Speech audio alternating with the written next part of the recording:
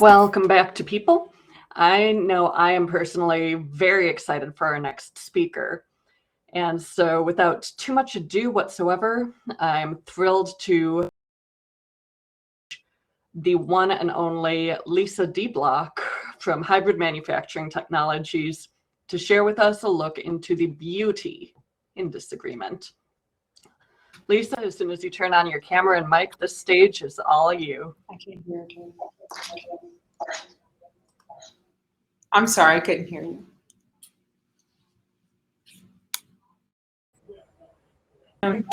All you, Lisa. I'm so excited to be with all of you today, to have such an important conversation.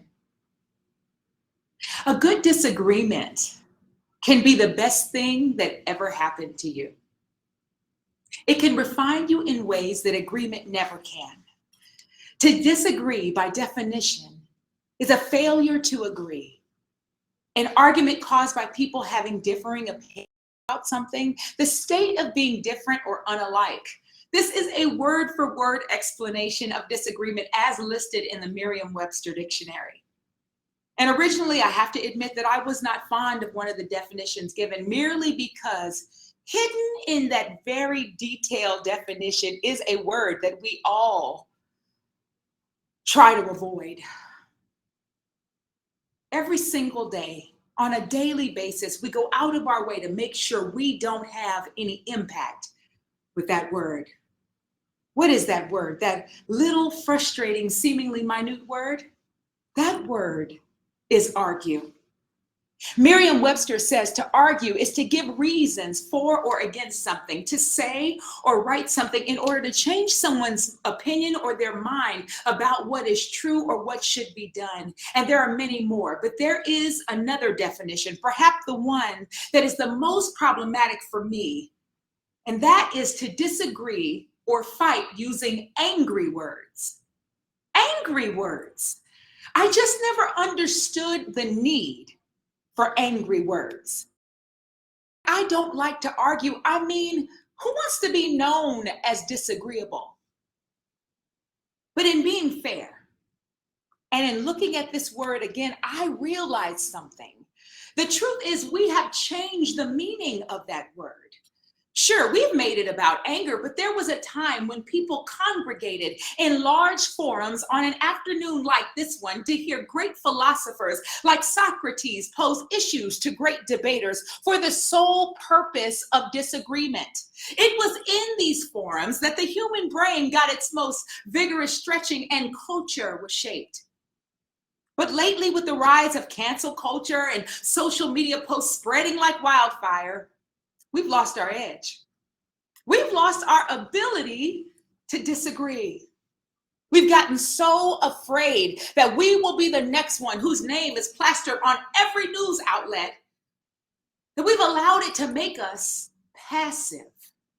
We want to stay safe, but innovation requires navigating the dangerous waters of honesty. You don't get to be passive, and for most people, passive aggressive online and be an innovator. You just can't.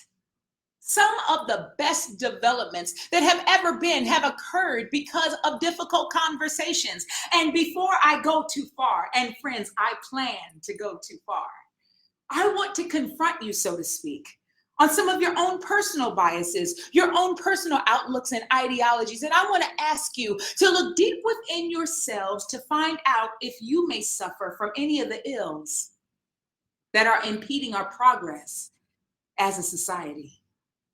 I also want to invite you to use the Q&A at the end of my speech so that we can open up a judgment-free conversation.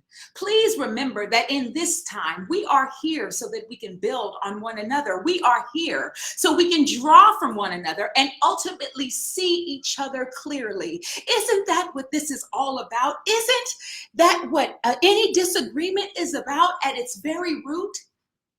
All disagreement is a need to be seen. And I don't mean a need to be seen in a rude or a self-indulgent way, but I mean really seen, to be known and understood by another person. Isn't that what this is all about? So today I'm going to push the envelope, and I'm going to invite you to argue again. Stop shrinking back into whatever area in which you are not fulfilled, because challenges are what make us who we're ultimately supposed to be. There is nothing more telling of who we are, the level of character we possess, than how we respond in conflict. Sure, there are going to be moments when unyielding love and compassion are necessary, but this isn't that conversation. And for clarity, I want to clarify that as necessary as disagreement is, there is still a proper way to disagree. If history has shown us nothing else, it has shown us that it is possible for us to disagree respectfully. However, I'm painfully aware that this is a skill that most in our society have yet to master. Did you know that some of the most emotionally charged disagreements yielded some of our most historic advances? I want to tell you a story. Two guys living in Dayton, Ohio, owned a bicycle shop, and yet they decided that they were not satisfied there. They had an idea. And though we are all benefactors of their creation, we very rarely realize the process that they took to get to their greatness. To be honest, it's very rarely discussed. You see, these men were great debaters. In fact, they were so great at debating that it wasn't uncommon for the neighbors to hear them going back and forth. Each day they gathered in a room above their main store, and they would have these knockdown, drag-out disagreements. You know, the kind that would send HR in a tizzy. Don't worry, HR, we're just talking. We're not going to do it ourselves, okay? We're just talking. But to be sure, onlookers would have become so uncomfortable at witnessing these passionate discussions. But what they didn't realize, what these men were literally groomed to disagree. You see, Wilbur and Orville were brothers. Their father, Milton Wright, thought it would be profitable for them to learn how to argue productively. So what did he do? Every night during dinner, he would gather his sons at the table and make them argue both sides of an issue of his choosing, each one choosing an opposing view. And once it looked like one brother had overpowered the other, he would make them switch positions and argue the same issue again, but this time taking an opposite stance than they did before, until they learned how to respectfully disagree. Of course, they became lovers of debate and confrontation so much that their debates often became very loud and passionate, but never angry. These heightened and emotionally charged debates were not for the faint of heart, and while they were challenging for all who witnessed them, what it did was force Wilbur and Orville to consider opposite sides of every issue. Understand that these men were not scientists, nor were they qualified as engineers in the formal sense. Yet, as much as we condemn disagreement, what is undeniable is what was waiting for them on the other side of those arguments. What they had was groundbreaking innovation to create the airplane. These brothers embraced opposing views to create something that had never been done before. This beautiful conflict produced something that long existed only in their minds. And because of it, we get to go back and forth with our loved ones that much faster. That, my friends, is a thing of beauty. And to others, sure, it looked like them fighting, but to them, it was a love language. When quoted, Wilbur said, "No truth is without some mixture of error, and no error so false that it possesses no element of truth. If a man is in too big a hurry to give up an error, he is liable to give up some truth with it. And in accepting the arguments of the other man, he is sure to get some errors with it. Honest argument is merely a process of mutually picking the beams and motes out of each other's eyes so both can see clearly." What a beautiful way to depict disagreement. To Wilbur, productive disagreement was meant to get and give understanding so that both would benefit in the end. Friends, I believe that is a vital component missing in our culture today. A desire for all to excel, a desire for the human race as a collective to succeed, not just our own little small pockets of the world, but everyone together. But I have to be honest with you. I'm afraid. I'm afraid that we will never get to the place that Wilbur and Orville graced. I'm afraid because of the current state of cancel culture in our society, we have given power to an invisible enemy. I know we don't talk about it. I'm actually ignoring it, or if it's just too ugly for us to discuss, but today we lay it all on the table. I'm not telling you to seek out intentional opposition, but rather rail against this new phenomenon that is a threat to our fresh ideas, our society, and I would even dare to say our emerging technologies. So what is it? What is this invisible enemy I speak of? It's sameness. Our society has become obsessed with sameness.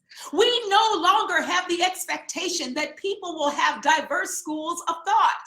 We are changed and refined by our ability to hear a perspective we have never heard before. It challenges us to ask hard questions, to really look at our blind spots, and spurs us to act accordingly. If we go into every conversation with the expectation of sameness, then we do not honor the beauty found in our differences, the glamour hidden in our diversity, the opulence espoused to our intelligence. If we don't celebrate the fact that someone believes differently than we do, then we fail to see them clearly and then in turn fail to see ourselves.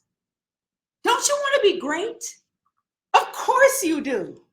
We are all wanting to excel. Greatness is what the majority of us are striving for. We are all gathered here at this very speech today to learn how to be a greater version of ourselves. But I fear that our desire to control the thoughts and actions of others may in some way eclipse the power that is held in our own individuality.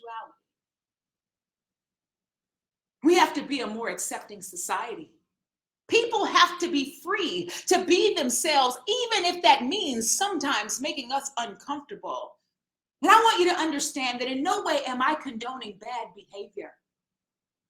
I am in no way giving credence to the old boys club. I am in no way giving validation to the agendas that would seek to deprive people of their right to express love the way they wish. Neither am I giving permission to those who still walk the earth with racist agendas and misogynistic motives. Trust me, the world I want to live in has none of these. In fact, I'm probably the most political and morally flexible yet inflexible person you would ever want to meet.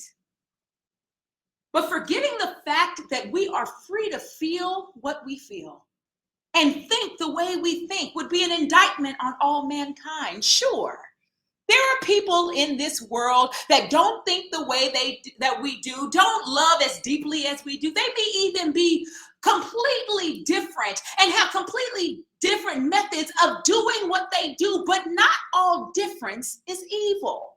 There is beauty that can be found in disagreement.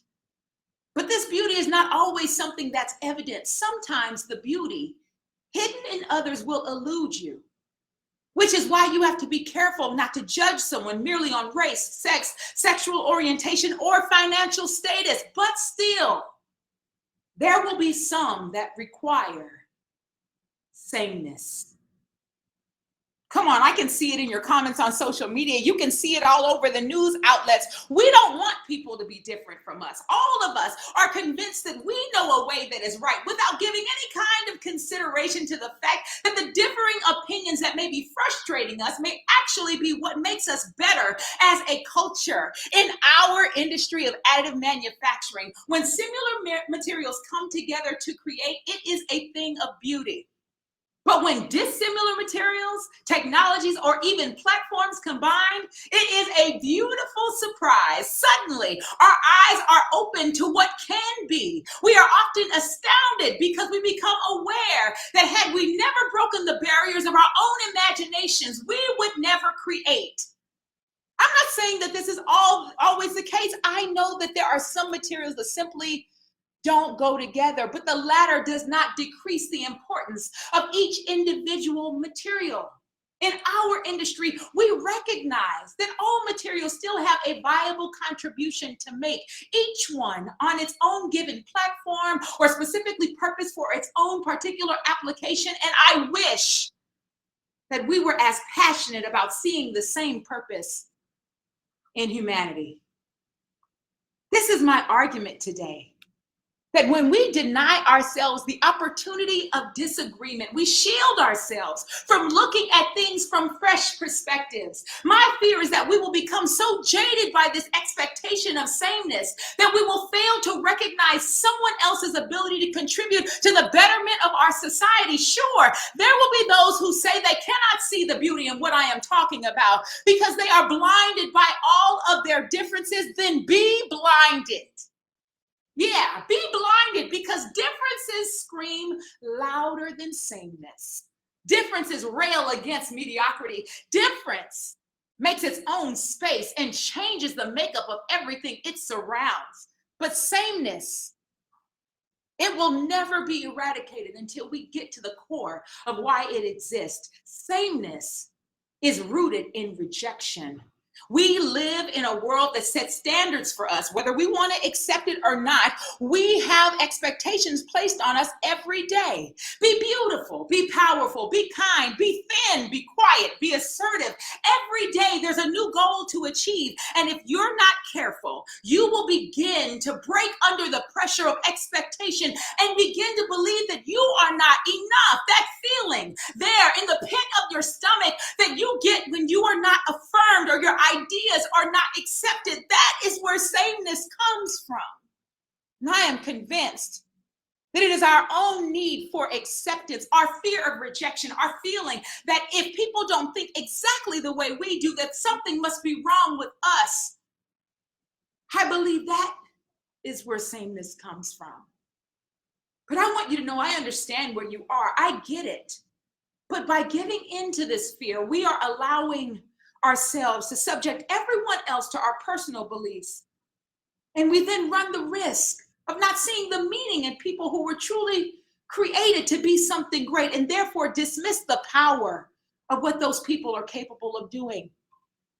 We have to shut down the critic on the inside of us, friends. The critic that tells us that everyone must be like us and we must rise to the occasion of questioning ourselves about why we are not okay with someone living different than we live. Disagreement does not divide us.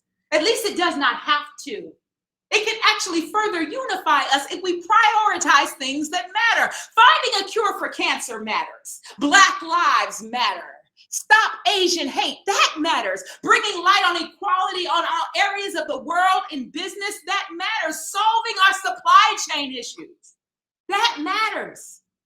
We are hyper-focused on arguing points that don't do a thing to improve our lives or the lives of our children, when in honesty, they deserve a better world than we had. But alas, sameness also comes from passivity. Those who have just done what they were told all the days of their life and never dared to challenge anyone and anything. And sometimes they fall into a mode of expecting you to acquiesce because your differences affect what they consider to be normal. But passivity robs you. It robs you of the gift of your perspective, and it robs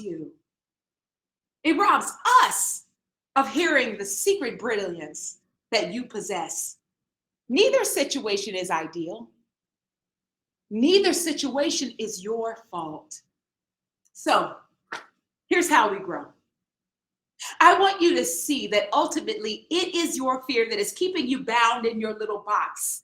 We want bigger, we want faster, we want greater, and these goals, they just cannot be achieved in sameness. These goals require that we be laser focused on embracing our differences by being willing to be heard and have hard conversations. I want you to be willing to disagree. And my friends, that is what puts us on the true path to innovation, changing our mindset about what we think will work just for before the world because it seems to work for us every now and then. Being open to having a new and better place to live, a better way to live. Sameness is an enemy of love and an enemy of diversity. And I think in so many ways we can often forget that diversity is so much more than our skin. It is our point of view, our backgrounds, our approaches, and our opinions. All of these components serve to refine us and propel us forward. And I want you to see, I want you to know, I want you to understand that I see your differences. They are not lost on me. On the contrary, I am intentional about seeing them because as I see your beauty, areas are revealed to me in which I can improve. We have made disagreement a bad thing when that keeps our world in a constant mode of progression. So it begs the question, why are we so afraid that we won't be appreciated? Why have we allowed fear of rejection to keep us locked into empty existences? Why live on a blank canvas when you can exist on a masterpiece? So today I'm issuing a challenge to you. I challenge you to silence the critic.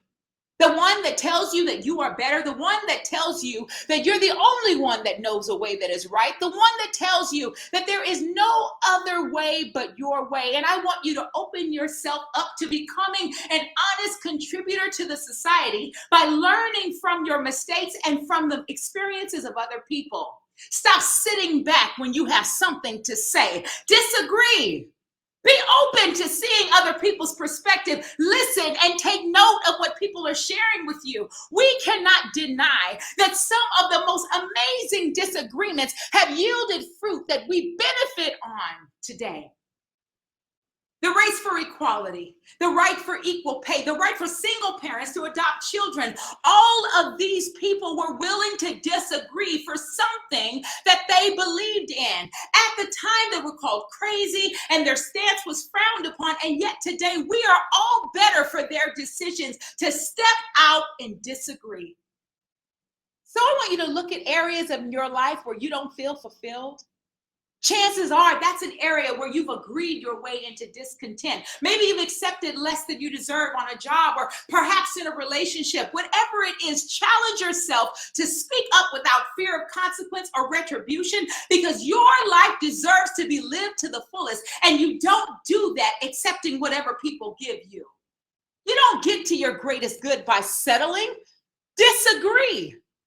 Tell yourself, I am more than this. My life is worth more than this. I have settled for whatever the world decides to give me, and the world deserves the gift of my opinion. Then I promise you something beautiful happens. Suddenly you trust yourself more. And just as an after effect of your willingness to be productive and have productive conflict with another person, you suddenly find yourself taking more chances. You find yourself loving a little harder. You find yourself looking a little deeper, creating a little better. You find yourself. Well, you find yourself.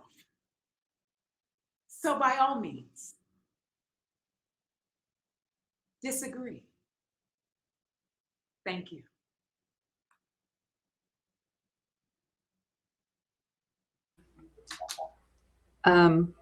So Lisa, you're amazing. And I would say that the top question in our Q&A really sums it up for all of us. As Cindy says it for everyone, that it's not a question, just want to give you a big kudo. Such an inspiring talk. Appreciate your passion. Love your authenticity. Thanks for rocking our industry today. Oh, you're sweet. So that is the bulk of the comments that we've seen, but we do have some actual questions for you as well, where we'd love you to weigh in. Okay. So top, we have, I love a vigorous debate, but have often been told I need to settle down, take it easy, or worse, am aggressive. It's a common experience for women, and how should we respond to this? You know what? I want to go on the record and say it is so important for you to understand the environment that you were in And I have been very fortunate to be put in positions repeatedly where I've been able to vocalize my discontent without people automatically assuming, right, that I need to pipe down. But I'm also very aware that that's not always the case. And when I tell people that I want you to give disagreement, I want you to be intentional about having hard conversations, I say it because we kind of conditioned ourselves to just take whatever is on the table and not have hard conversations. And that doesn't advance us. So I would say ultimately, you're going to have to make a decision for yourself and say, am I in area? I'm not telling you to quit your job. Okay. I want to say that. I'm not telling you to quit watching. But what I am saying is, I would just combat that with more and more information, because I find that when you have something useful to say, no matter whether or not they can receive it or not, they have to take note of the fact that what you say will make a change. Fantastic. One of our other questions.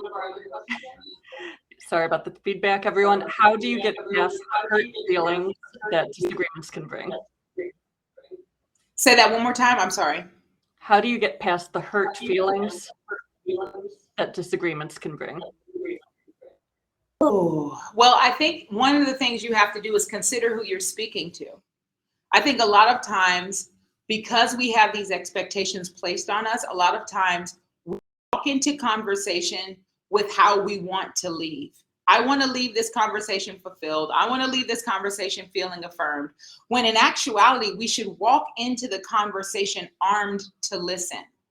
And then consider the source where you're receiving the information from. If it's someone that you know would never intentionally hurt you, then all in all, what they're trying to give you is constructive feedback. And I can understand how you can have some hurt feelings. But the first thing you need to ask yourself is anything they said relevant? Because a lot of time when it stings, there may be some level of truth associated with it. And if it's not, then you do what most people do. You just throw out the, you get the meat and spit out the bones. Whatever is for you, you take it, you apply it, and you advance yourself. But if people are too afraid to give you feedback, then you stay the same. That's more tragic than hurt feelings. Super important to keep in mind, and I think you all need to remember that. Our next question is, how do we as a community help to create an environment where people feel safer to give their differing viewpoints without fear of retribution? How do we create a community? I think the way we're doing it right now, I think opening up forums where hard conversations are welcomed. I think I remember telling you, I said, ooh, I don't know if you're going to want, I don't think you're going to want my speech this year, because I felt like, one of the things I loved about Women in 3D Printing is that hard conversations are welcomed, and it's necessary. We have to get to another level. And a lot of times, I'm just going to be perfectly honest with you, we don't always romanticize all of the work that's going to take us to get from one level to the next, right? We romanticize just getting to the next. You know what I mean? So I think a lot of times we just have to continue to facilitate hard conversations, and we all come into it going, we're not going to allow ourselves to be hurt or guilted or frustrated. I'm here to learn. And so one of the things I'm going to do is walk in here and be willing to hear whatever it is I need to hear. And I'm going to take that, and what I can take, put it in my back pocket and apply it. But I think continuing situations like this where everyone is here, right? And I think there's some benefit to kind of us being kind of virtual, because it gives people a comfort level of going, ooh, without anyone seeing us, go, wow, that might have been, I got shot. You know what I mean? Because even in, to be perfectly honest with you, I felt some of it too. It forced me to look at my own biases and areas where I've settled as well. So I hope I answered the question. Definitely, Lisa. And we have time for one more before we do have to move to the next session, even though I would love for you to just speak for the next 3 hours. So our final question is, how do you deal with the company that rewards yes men or yes women? You're at the wrong company. I don't know a different way to say it. The reason why I say that is it's going to be very hard for you to be a visionary in an environment that does not welcome your feedback. And I feel like, this is just my own personal feeling, I feel like companies need entrepreneurs at every level, not just at the top level, but people that will constantly innovate and push the envelope at every single level so that the company grows greater and bigger, right? Just because someone else has name listed as CEO does not mean you're not an entrepreneur. So if you are in an environment where they don't want your feedback and they're happy staying the same, then you may need to go somewhere where your visionary status is welcomed. Okay. Thank you so much, Lisa. It wouldn't be TIPE without Thank you, you. and we look forward to always welcoming you back. So let's hear Awesome. from I'm at the Lisa. table if you guys need me. We'll see you in the networking chat as well in a little bit. We For do sure. need to move on to our next session, but again, we will hear more Thank you. from Lisa. Thank So you. thank you, Thank you so everyone, much. and we'll be right back.